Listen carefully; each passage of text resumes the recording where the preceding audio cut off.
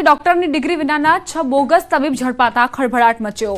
Doctor બની લોકોના આરોગ્ય સાથે છેડા કરતા તમામ મુન્નાભાઈ એમબીબીએસ વિરુદ્ધ ડિંડોલી પોલીસે કાર્યવાહી કરી છે।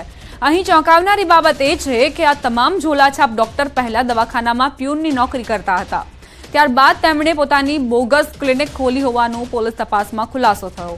મહત્વનું છે કે પોલીસે ડમી દર્દી મોકલ્યો હતો। ત્યારબાદ મુખ્ય જિલ્લા આરોગ્ય અધિકારી અને જિલ્લા પંચાયતની ટીમને સાથે રાખી પોલીસે રેડ કરીને વિવિધ વિસ્તારમાંથી 6 નકલી તબીબોને ઝડપી પાડ્યા હતા।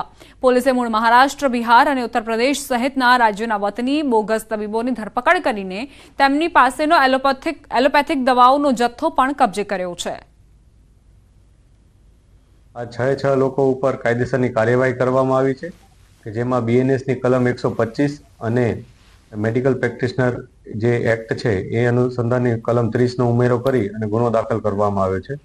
આ કેસમાં ટોટલ 6 ડોક્ટર પકડાયા છે।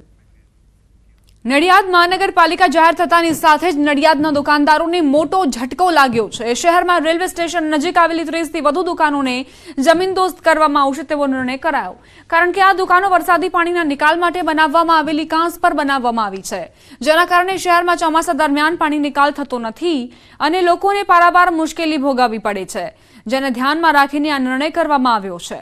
બીજી તરફ જે વેપારીઓ અહીં 50 વર્ષ કરતા વધુ સમયથી ધંધો કરે છે તેમની રોજીરોટી છીનવાઈ જશે, જેના કારણે તેઓમાં હાલ રોષનો માહોલ છે।